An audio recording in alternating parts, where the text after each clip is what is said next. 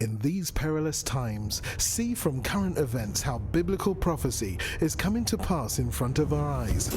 You're watching In the Last Days, the program that looks at Israel and the end times with teaching from a Hebraic perspective. With Martin and Nathalie Blackham, thank you to our friends and partners who make this program possible. Now, here's Martin and Nathalie.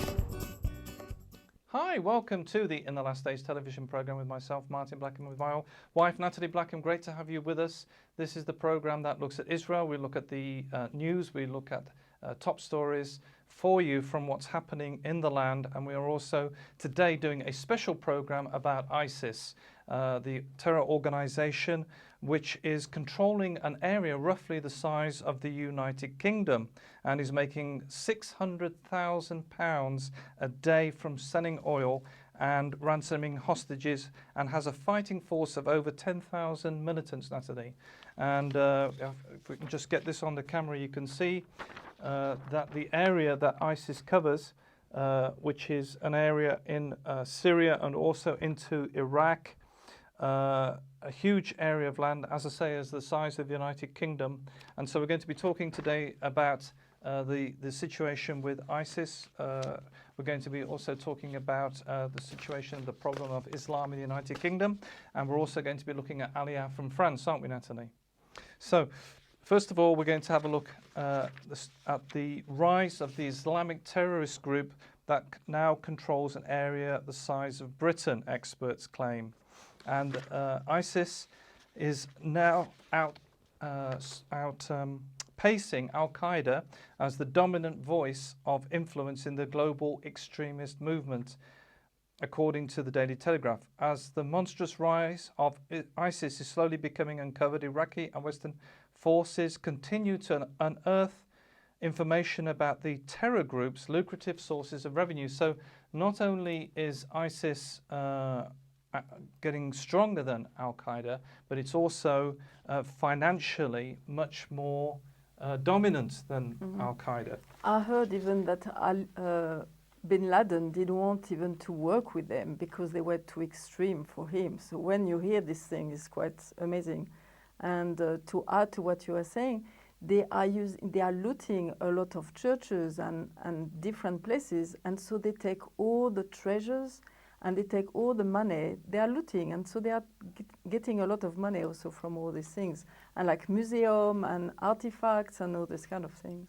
This is a very interesting article, Nathalie, from the Daily Express. It says, "Stop blaming Israel and wake up. The black flag of jihad is the real threat to the world." And the article in the Daily Express talks about the fact that, well, let me just show you the cover from the Daily Express with a flag of Israel being burnt. And the article goes on to say that Jews are attacked here in Britain. They are blockaded in synagogues in Paris, and the chant of death to Jews is heard in Germany for the first time in 70 years. But too few people seem to want to notice this or what it means. And then it talks about the fact that the threat of Islamic extremism is the great global problem. It says, those who think that Israel is somehow the cause of the world's problems, or that in defending themselves from Islamic extremists is somehow causing extremism, nothing could be further from the truth. The extremists of Hamas are the ideological bedfellows of the extremists of ISIS, who are rampaging through Syria and Iraq, crucifying and beheading as they go. And just recently, we had the beheading of two journalists recently, the first being James Foley, and the second was, I believe his name was Stephen Sotloff, is that right? And he was of Israeli and American nationality. And the media in Israel had to hide the fact that he was Israeli to try to protect him.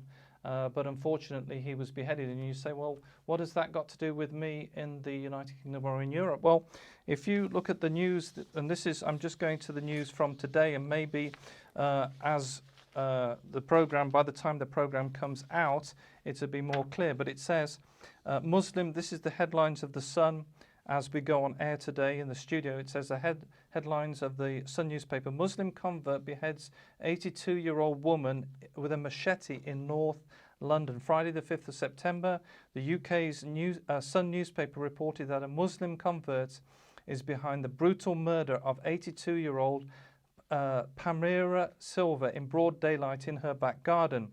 The attack took place on Thursday the 4th of September 2014 in Edmonton, North London. A witness said that the Muslim man stabbed the woman repeatedly and beheaded her with a machete, yelling, "Allah Akbar, Allah Akbar." Police officers smashed the windows of nearby homes as they evacuated people during the attack. They later arrested a 25-year-old man on suspicion of murder. Frida Adama, a 30-year-old supermarket worker who lives a few doors from the house, from the place where the lady was beheaded, said she was looking out of a window and saw a man wielding a machete and shouting stuff. His eyes had fury in them and lots of anger and hate.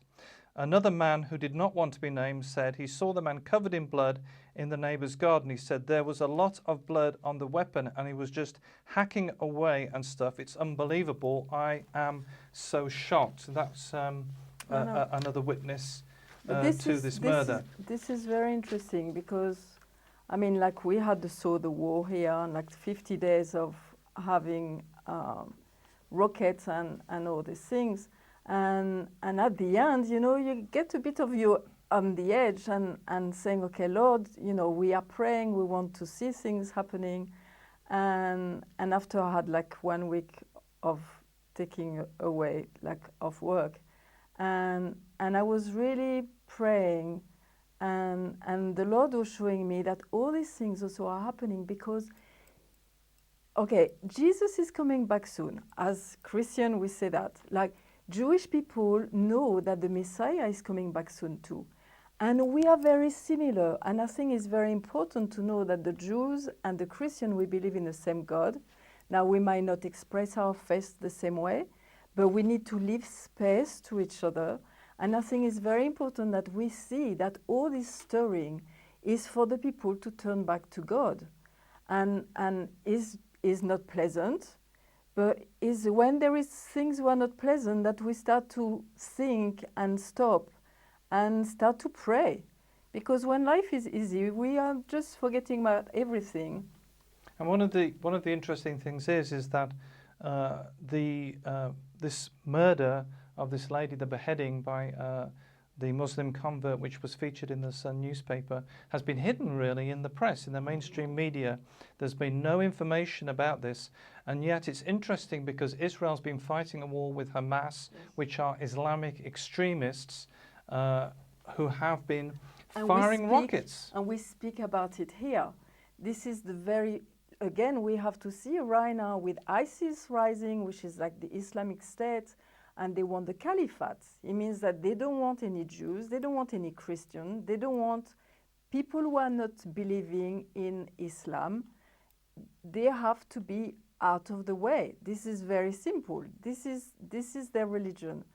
And we have, as Christian and Jews, really to stand together, and we have to carry on praying. Now, as you say, with all the things that are happening, this little lady was Italian, by the way, and she was 82, which is quite amazing to see.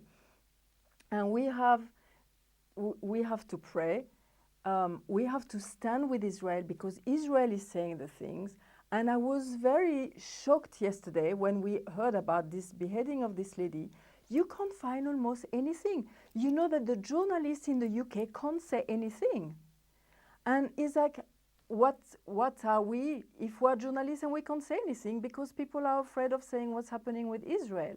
And it's like we need to have the right and we have to have the freedom. And all these things is part about the freedom of being a human being and living. And it's just amazing to see. And you have to see that, you know. In Israel, we are able to say things. And like which in the UK and in the Western, Kingdom. exactly, you can't say things. And I think this is something very important. And people, you have to stand with Israel because Israel know exactly what's happening. We know that we're against Islam and against terrorism, and we don't say that every Muslim is like that. But Islam, the terrorist Islam, wants no Jews, wants no Christians. We have to stand for that. And the West the has battle. to stand, and the West has to say we have to do something. Now, it's very interesting because the people are standing, and again in the West, you are going to have some very interesting things because it seems that the government doesn't really want to stand strongly against Islam, but the people want to. And here in Israel, the government is standing against Islam because they know that they understand. And here is like, we are not afraid. I mean, everything is done to protect us. But look, the problem in America, in England, in Europe, the governments haven't been ready to get ready and to protect the people. And not just that, but also there's things happening which aren't reported in the mainstream media. And I know a lot of you know this, but there's in certain areas of London, CNN have actually been reported on Muslim groups who are patrolling the streets and restricting. CNN. Who are patrolling the streets, and you say, well, what's the danger in that, Martin? Well, in Ilford in Essex, which is not far from London, a Muslim murdered a prostitute because she was walking near a mosque, and this is part of their patrols. They have patrols in the Muslim areas, and it says Marina Popper. This is the Daily Mail from the 27th of June. It says 2014.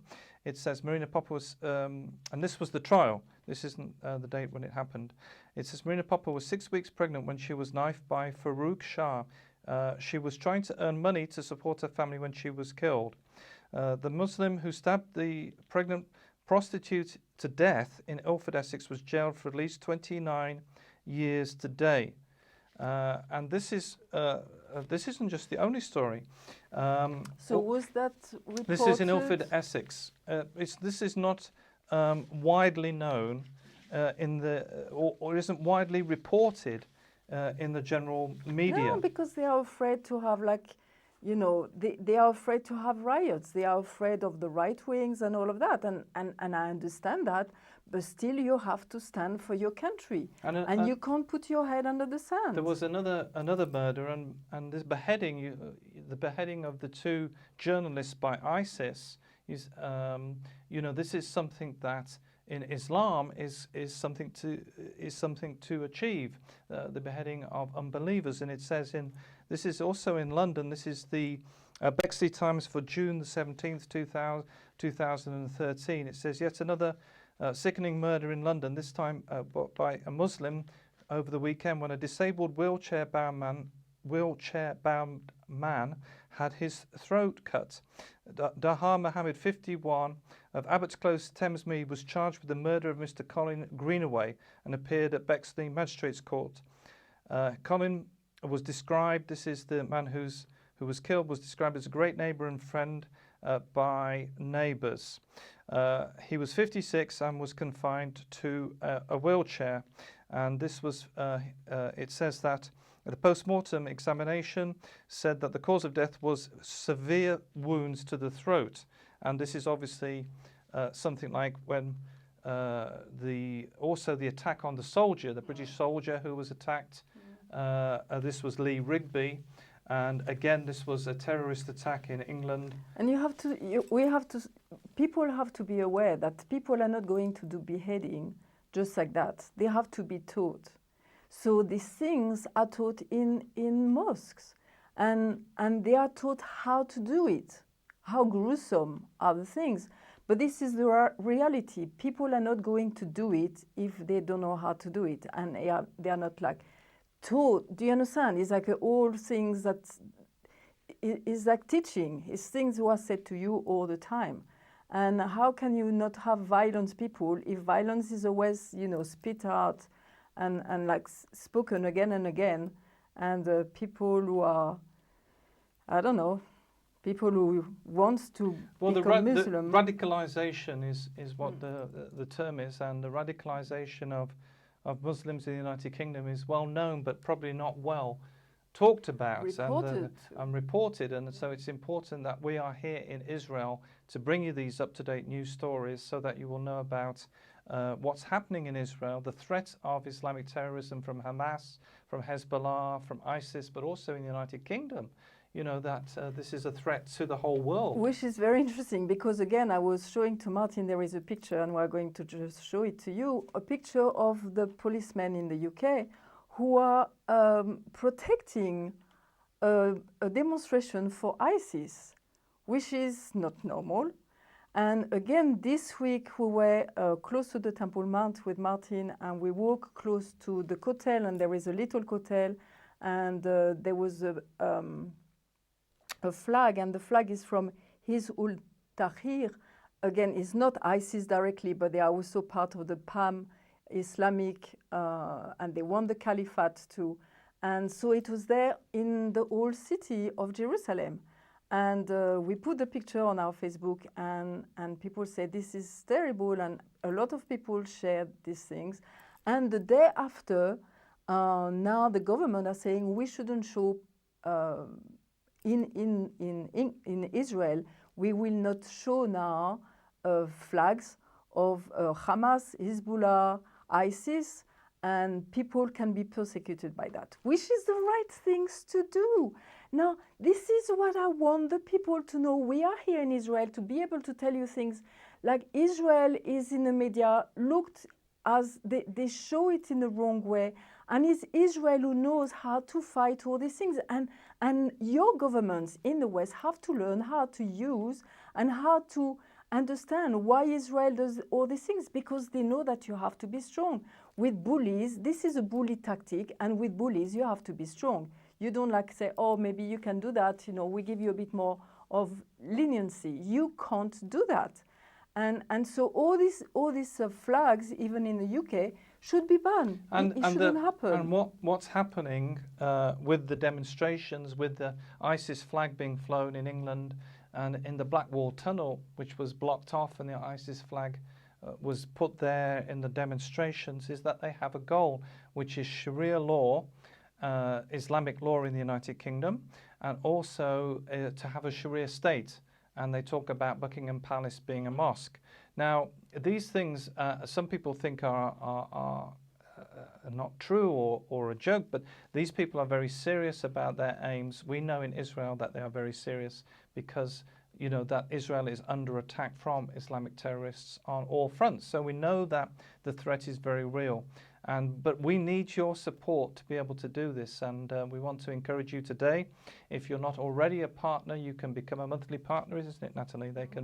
You can support us. We can send you out a direct debit form, which we can get that to you either by email or in the post, and then you can support us on a monthly basis to enable us to do the In the Last Days television programs and bring you the latest news from Israel.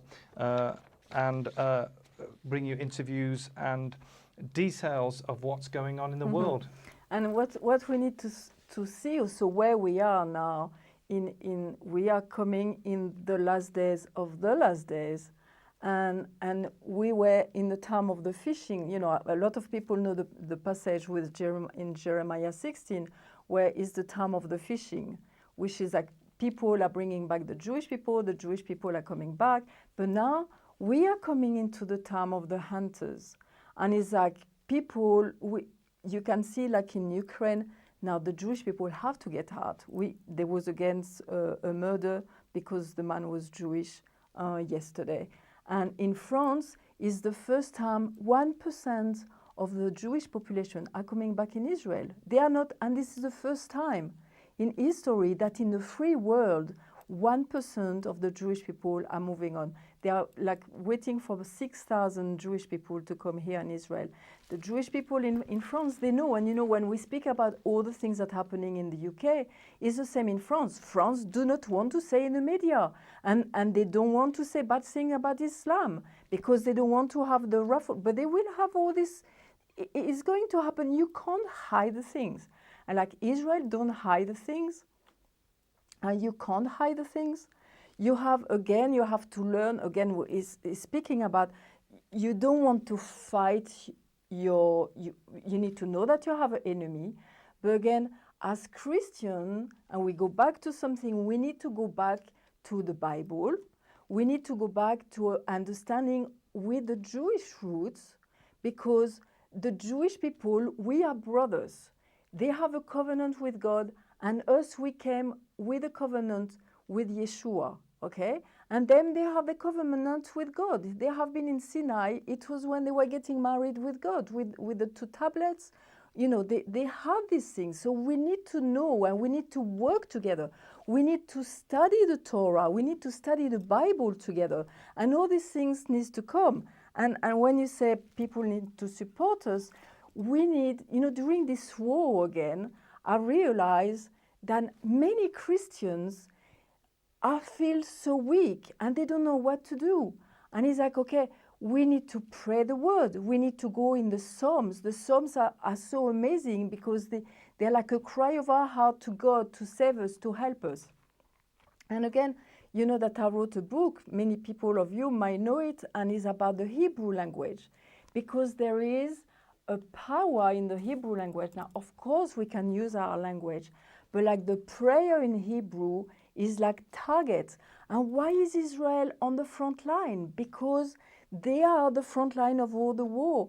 And us as Christians, it's time. It's been already like that for a few years, but like it's like we need to develop, understand our Jewish roots, starting to learn the Hebrew language, even if it's slowly, it doesn't matter. But it's like when you do this step, I can tell you, God is looking at what we are doing, and it's so important that we are starting to build up a stronger relationship between Jews and Christians.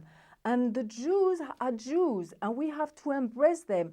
And they have to be not afraid. We are partner with them, because we know that we have an enemy, which is Islam, and it's becoming now evident for everybody. We started to speak about this thing 10 years ago. Do you know that? 10 years ago, when we started the program, this is the first thing that we were saying.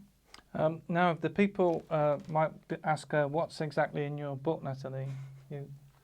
So it's just the beginning, it's the introduction of the Hebrew language, the letters, to see the beauty of the Hebrew language, that God has given this creative language. He created the world with that people were speaking in the Hebrew language till Genesis 11. There was only one language.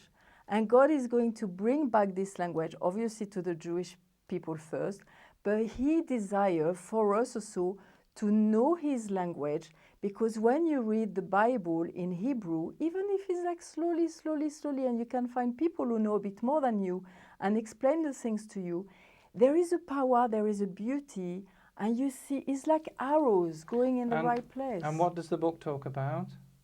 About the Hebrew language. And the letters, you go and through the the letters. Yeah, and the letters. And there is a beautiful passage in Zephaniah 3:9 who said that God will give our pure language again, which is pure lips, and is what about the Hebrew language. So when we come, and it's a simple book to read. It's very simple. You don't have it's to the be introduction. a scholar, or No. you don't have to know Hebrew at all. No. You can read it without knowing any Hebrew. And when you start to know that, you can see also the beauty of the Jewish roots. So it's like connecting again with the Jewish people. And I think is what God is doing. He's been waiting for that for a long time. And it's what's happening. And if they'd like to get the book, how can they get the book? You can just go on the website and you will see my book there. And we have PayPal, so it's very simple. If you live in Israel, it's in bookshops in Israel. If you have friends with a Christian friend of Israel, I mean, it's on different websites now. It goes around. But if you want directly, you go on our website and you can just have it with PayPal. We can send it from all around the world, and I will sign it for you. And if they haven't got PayPal, don't worry. You can write have a a check. Friend. Oh, yeah. You can write a check. It's £13.99 payable to Blackham Family Ministries, and send that to our good friend Stephen Lorraine. We'll put the details on the screen. Stephen Lorraine, Holmer Stewart at 2 Windham Drive, Fareham, Hampshire, PO 168QE. So you can just do a check or a postal order. And even if you're in Ireland, we can accept Irish postal orders. I discovered the other day. So if you're in Ireland, you can send a postal order for the equivalent in euros of £13.99 in sterling to Stephen Lorraine, Holmer Stewart. Yes, and it's to Blackham Family Ministries. Yes, it's very important that you... It's not in the last days. No, it's very important that you make sure that the cheque is payable to Blackham Family Ministries. Now, if you want to donate, you would just want to help us, and you say, Martin, we really feel that we want to help Israel at this time. Well, there's no better way than supporting the work that we're doing, thanks to the support of Howard and Leslie and Revelation Television. And you can go on the website and just click on the donate section, and it will tell you how. If you've got any questions, you can always email us, and you can always write to us. At the end of the program, there will be an address, and you can drop us a line as to how you can support us. So we say again to you, support Israel is so important. Pray for the peace of Israel. Pray for the peace of Jerusalem. As he said, pray for the peace of Jerusalem. Those who love you will be serene. And we bring you peace from Israel, that we will be strong and courageous, and we bless you from Zion. Bye from now. You've been watching In the Last Days, a TV program with Martin and Nathalie Blackham, the program that looks at Israel and the end times with teaching from a Hebraic perspective. If you would like to financially support the program or find out about conferences, meetings, or ministry products, then please contact us with the details on your screen. Visit our easy-to-use website at www.inthelastdays.com and register for our free e-newsletter. Get the latest news from Israel, product information, online video teaching, or watch today's TV program at a time that's convenient to you. Thank you again, friends and partners, for making this program possible. See you same time, same station for the next program from In the Last Days.